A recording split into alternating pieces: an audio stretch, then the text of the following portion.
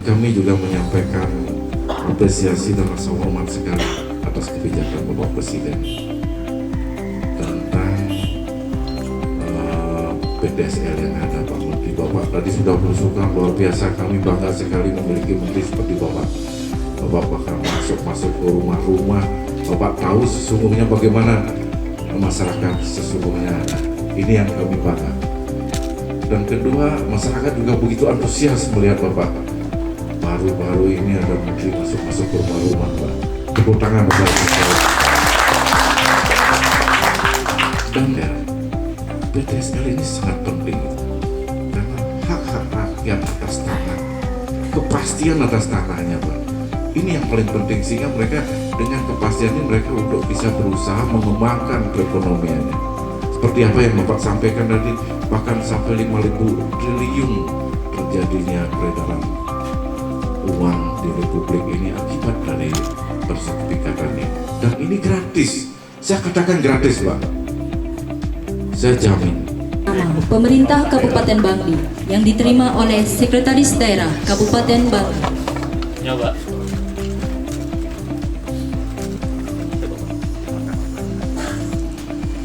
Dua, sertifikat atas nama Pura Penataran Agung yang diterima oleh Idewa Gede Putu Sudira. Pura ini luasnya 3.946. Tiga, sertifikat atas nama Pura Prajapati Desa Adat Taman Bali yang diterima oleh Pande Nengah Sudirni. 4. Sertifikat atas nama Pura Subak Tingkat Batu yang diterima oleh Imade Mertanegara. 5. Sertifikat atas nama Pura Tuluk Biu Batur yang diterima oleh Jero Nyarikan Asif. 6. Sertifikat atas nama Desa Adat Taman Bali yang diterima oleh Inengah Sugiana.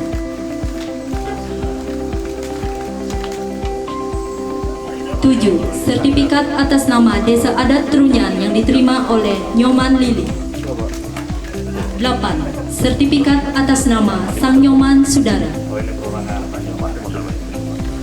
Dan perintah dari KPK, aset-aset pemerintah daerah ini harus segera disertifikatkan. Tujuannya adalah untuk memitigasi terjadinya penyalahgunaan aset sehingga aset ini bisa terjaga, dan kami bersyukur hari ini sudah bisa menyerahkan aset dari pemerintah Kabupaten Bangli.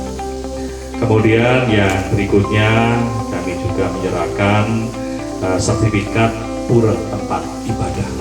Kami bersyukur bahwa pura di Bali ini hampir semuanya kita bantu untuk disertifikatkan. Walaupun program itu terus berjalan, oleh sebab itu besok kami juga akan melaksanakan penandatanganan nota kesepahaman antara Kementerian Atr BPN dengan PHDI dalam rangka menyelamatkan aset-aset pura di seluruh Indonesia.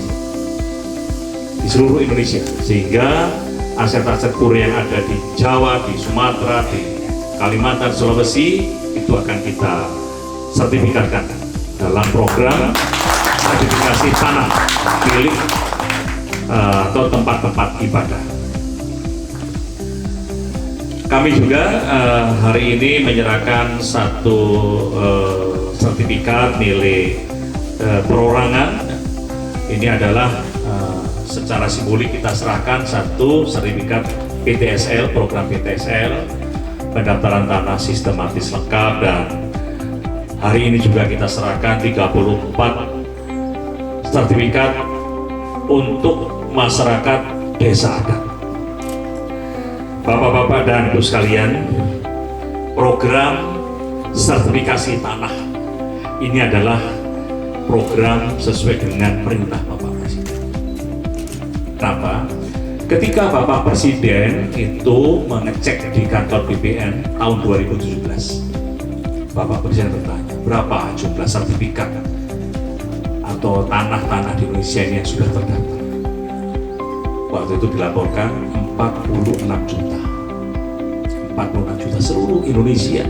Sejak Undang-Undang Pokok Agraria tahun 60 nomor 5 tahun 60 itu terbit, itu baru 46 juta bidang tanah. Padahal yang harus segera kita sertifikatkan sebanyak 126 juta bidang tanah. Berarti kurang 80. Kemudian Bapak Presiden juga bertanya, 1 tahun produksi sertifikatnya berapa? Bapak-bapak tahu, hanya 500.000, tidak sampai 1 juta. Kalau dengan program itu terus dilaksanakan, maka kekurangan 80 juta dari target 126 juta. Kalau 1 tahunnya hanya 50 atau 500.000, maka masyarakat ada yang menunggu mendapatkan sertifikat harus menunggu 160 tahun.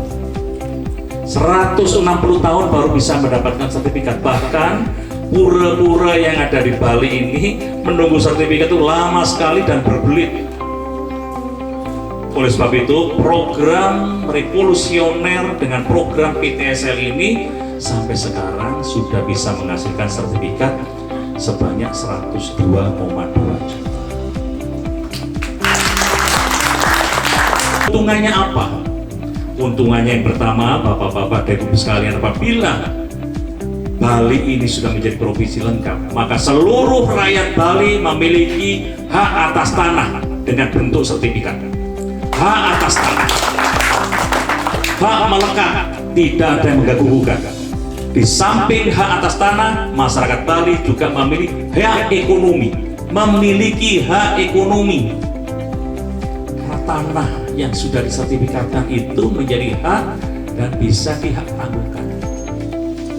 Dan yang kedua adalah sudah tidak ada lagi permasalahan konflik tumpang tindih, sengketa perbatasan antar rumah sudah tidak ada lagi. Yang ketiga adalah mafia tanah sudah tidak memiliki ruang gerak, sudah tidak memiliki tempat.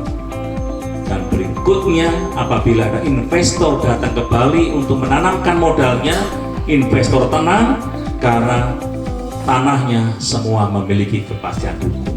Dan tentunya yang terakhir adalah layanan kepada masyarakat terkait dengan masalah tanah sudah bisa diunggah secara elektronik, secara digital, sehingga masyarakat mudah, tidak berbelit-belit, tidak ada penipuan lagi, tidak ada lagi biaya yang besar. Dalam aspek ekonomi, keuntungannya disampaikan oleh Bapak Sekda tadi.